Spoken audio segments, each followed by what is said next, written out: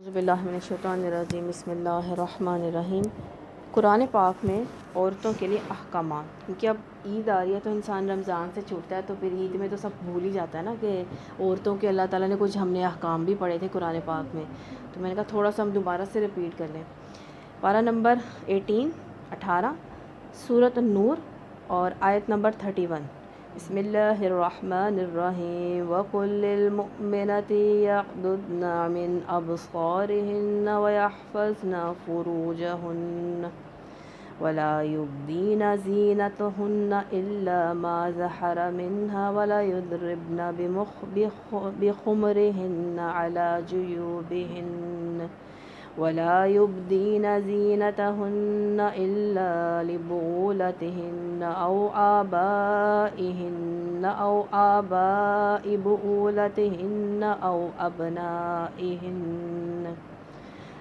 أبناء بعولتهن أو إخوانهن أو بني إخوانهن أو بني أخواتهن أو نسائهن أو ما ملكت أيمانهن أو التابعين غير أولي الإربة من الرجال أو الطفل الذين لم يظهروا على عورة النساء وليضربن بأرجلهن ليعلم ما يخفين من زينتهن وتوبوا إلى الله جميعا أيها المؤمنون لعلكم تفلحون۔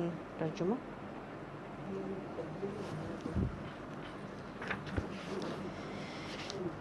یہ بہت پاکیزہ ہے ان کے لیے بلا شبہ۔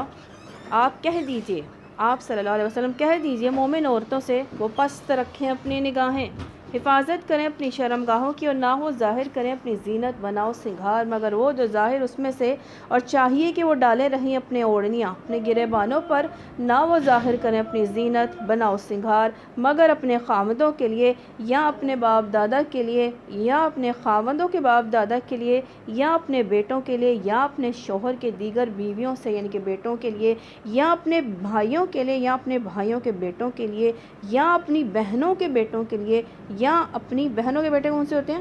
بھانجے، اور بھائیوں کے بھتیجے، یا اپنی مسلمان عورتوں کے لیے یا ان کے لیے جن کے مالک ہوئے ان کے دائیں ہاتھ، یا اب لونڈیاں تو ہیں نہیں، ٹھیک ہے نا، یا نوکر ان کا نہیں ہے، نوکروں چاکروں کے لیے جو عورتوں کے حاجت مند نہیں ہیں مردوں میں سے، ان بالغ چھوٹے بچوں کے لیے جو نہیں واقف ہوئے عورتوں کی چھپی باتوں پر، نہ وہ عورتیں ماریں اپنے پاؤں زمین پر تاکہ جانا جائے وہ جو چھپاتی ہیں، اپنے بناؤ سنگھار سے، اور تم توبہ کرو اللہ کی طرف سارے ہی ہیں مومنوں تاکہ تم فلاح پاؤ۔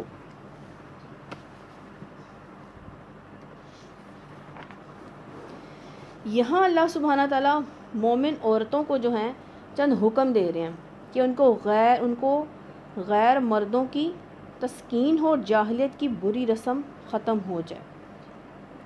منع کیا جا رہا ہے کہ غیر مردوں کی تسکین کا باعث نہیں بننا۔ سارے روزے تو بڑے آرام سے گزار لی ہیں، اب روزوں کے بعد بھی جو عید پہ یہ ہے نا کہ سارا کچھ ہی نا برباد کر ڈالو جو روزے میں محنت کی ہے۔ اسماء بنت مرصدہ رضی اللہ تعالیٰ عنہ کے پاس جب عورتیں آتی تھیں تو اپنے پیروں کے زیور، سینے اور بال کھولے ہوئے آیا کرتی تھی، یعنی کہ سینوں پہ اوڑھنیاں نہیں ہوتی تھیں، یہاں گلے بڑے پہنا کرتی تھیں، بال کھولے ہوئے ہوتے تھے، اور پاؤں میں انہوں نے پزیبے نما چیزیں پہنا ہوتی تھیں جس سے جھنکار کی آواز آتی تھی۔ بس اس پر یہ آیتیں اتری، پس حکم ہوتا ہے کہ مسلمان عورتوں کو اپنی نگاہیں نیچے رکھنی چاہیے، سوائے اپنے خاوند کے کسی اور کو بنظر شہوت نہیں دیکھنا چاہیے۔ اجنبی مردوں کی طرف تو دیکھنا ہی حرام ہے۔ عورتوں کو اپنی عصمت کی عزت کی حفاظت کرنی چاہیے، بدکاری سے دور رہیں، اپنا جسم جو ہے کسی کو نہ دکھائیں، اجنبی غیر مردوں کے سامنے اپنی زینت کی کسی چیز کو ظاہر نہ کریں۔ عورتوں کو چاہیے کہ اپنے دوپٹوں سے یا کپڑے سے بکل مار لیں۔ بکل کیسے ہوتا ہے؟ چادر لپیٹنا۔ سینے اور گلے کا زیور چھپا ہوا رہے۔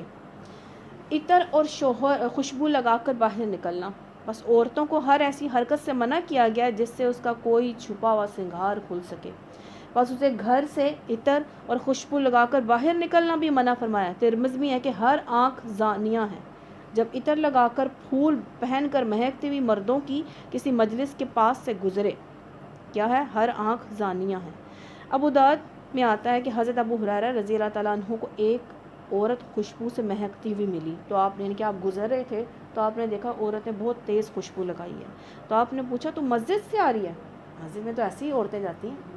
اس نے کہا ہاں۔ فرمایا کیا تو نے خوشبو لگائی ہے؟ اس نے کہا ہاں۔ تو آپ نے فرمایا کہ میں نے رسول اللہ صلی اللہ علیہ وسلم سے سنا کہ جو عورت مسجد میں آنے کے لیے خوشبو لگائے تو اس کی نماز ہی نامقبول ہے۔ عید پڑھنے، تسبیح نماز پڑھنے ایک خوشبو لگا کے جاتی ہے۔ ترمذی میں ہے اپنی زینت کو غیر جگہ ظاہر کرنے والی عورت کی مثال قیامت کے اس اندھیرے جیسی ہے جس میں نور نہ ہو۔ جب عورتیں گھروں سے باہر جائیں، حضور صلی اللہ علیہ وسلم نے مردوں اور عورتوں کے راستے میں ملے جلے چلتے ہوئے دیکھ کر فرمایا ان کے عورتیں بھی وہاں سے آ رہی ہیں، مرد بھی وہاں سے آ رہے ہیں، ایک ہی راستے سے گزر رہے ہیں۔ تو آپ نے دیکھا فرمایا عورتوں تم ادھر ادھر ہو جایا کرو، تم بیچ راستے میں تمہیں چلنا نہیں چاہیے۔ اب جب عید پڑھ کے گزرے تو سارے ایک ساتھ راستے سے نہیں آتے۔ یہ سن کر عورتیں دیواروں سے لگ کر چلنے لگیں اور ان کے کپڑے دیواروں سے رگڑنے لگے۔ پھر ارشاد ہے کہ مومنو میرا کہنا مانو اور ان نیک صفتوں کو لے لو، جاہلیت کی بد خصلتوں سے رک جاؤ، پوری فلاح اور نجات کامیابی اسی کے لیے ہے۔ جو خدا کا فرما بردار ہو، اس کے منع کردہ کاموں سے رک جاتا ہو، اللہ تعالیٰ ہی کے سامنے توبہ کرے تو دنیا میں فلاح جو ہے وہ پالے گا۔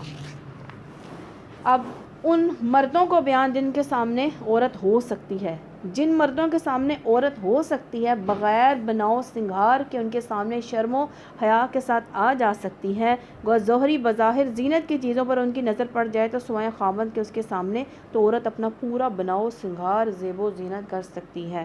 چچا ماموں بھی محرم ہیں، ان کے سامنے بغیر دوپٹے کے نہ آنا چاہیے، اوڑھنیاں سینے پہ رہیں گی، چاہے باپ بھی سگا بھائی بھی ہے نا، اوڑھنیاں سینے پہ رہیں گی، سر پہ اتر سکتا ہے محرم کے سامنے۔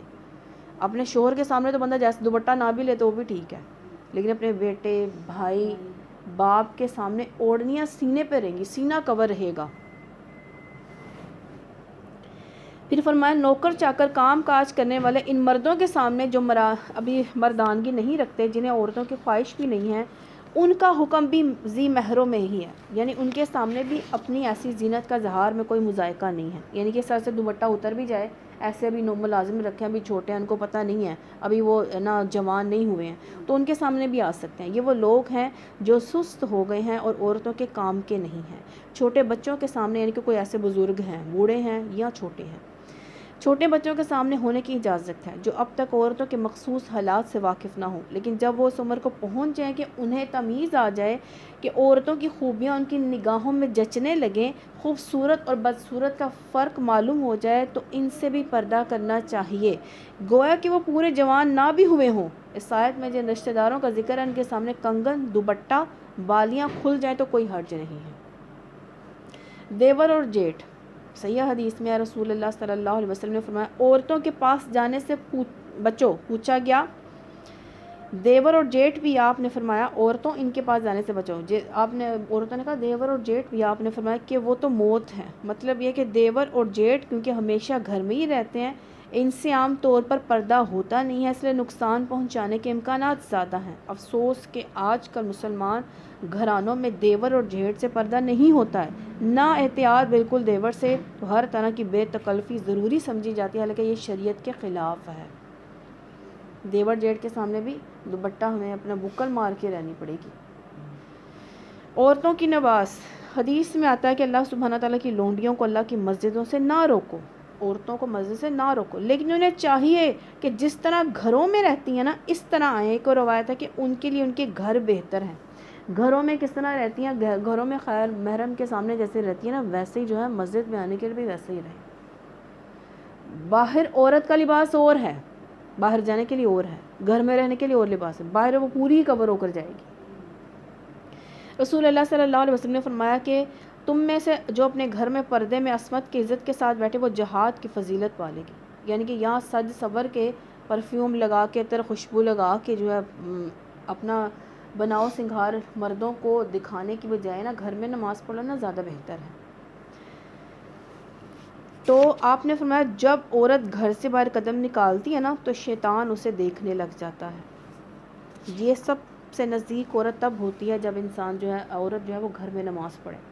عورت کو اپنے گھر کی اندرونی کوٹری کی نماز گھر کی نماز سے افضل ہے. گھر کی نماز صحن کی نماز سے بہتر ہے. یعنی کہ وہ جگہ جہاں پہ کسی کا گزر نہ ہو، اگر وہ بالکل سائڈ پہ نماز پڑھے تو وہ زیادہ بہتر ہے. اور عورت کو نماز کے لیے اپنے کپڑے بھی صحیح رکھنے چاہیے.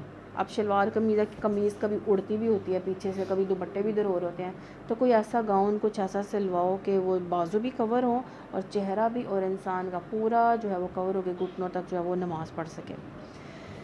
تو مردوں کے لیے بھی ہے کہ احکام، آپ سورۃ نور آیت نمبر 30، عورتوں سے پہلے مردوں کو کہا گیا. آپ مسلمان مردوں سے کہہ دیجئے اپنی نگاہیں نیچی رکھیں، اپنی شرم گاہوں کی حفاظت کریں، یہ ان کے لیے زیادہ صفائی کی بات ہے. بے شک اللہ سب کی خبر رکھتا ہے جو کچھ لوگ کرتے ہیں. حکم ہوتا ہے جن چیزوں کو دیکھنا میں نے حرام کر دیا اللہ تعالیٰ نے، اس پر نگاہیں نہ ڈالو. حرام چیزوں سے آنکھیں نیچی کر لو. اگر بالفرض اچانک نظر پڑ جائے تو دوبارہ نظر نہ کرو.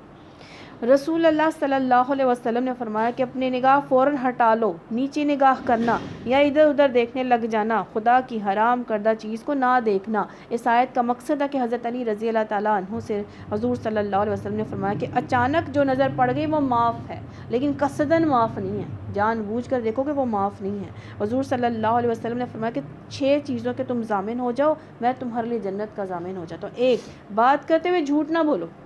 2، امانت میں خیانت نہ کرو. 3، وعدہ خلافی نہ کرو. 4، نظریں نیچی رکھو. 5، ہاتھوں کو ظلم سے بچائے رکھو، کسی کے ہمارے ہاتھ سے کسی کو ظلم نہ ہو، اذیت نہ پہنچے. 6، اپنی شرم گاہوں کی حفاظت کرو. پھر فرمایا کہ جو شخص زبان اپنی شرم گاہ کو خدا کے فرمان کے تحت رکھے تو اس کے لیے جنت کا ضامن ہو. یعنی کہ اپنی سطر کا خیال رکھے اور جو ہے اپنی نہ زیب و زیب و نہ اپنی نگاہوں کا خیال رکھے. جو لوگ اپنی نگاہ حرام چیزوں پر نہیں ڈالتے، اللہ تعالیٰ ان کی آنکھوں میں نور بھر دیتا ہے اور ان کے دل بھی نورانی کر دیتا ہے. طبرانی میں ہے کہ یا تم اپنی نگاہیں نیچی رکھو گے اور اپنی شرم گاہوں کی حفاظت کرو گے، اپنے منہ سیدھے رکھو گے، تو پھر اللہ تعالیٰ تمہاری صورتیں جو ہے بدل ڈالے گا.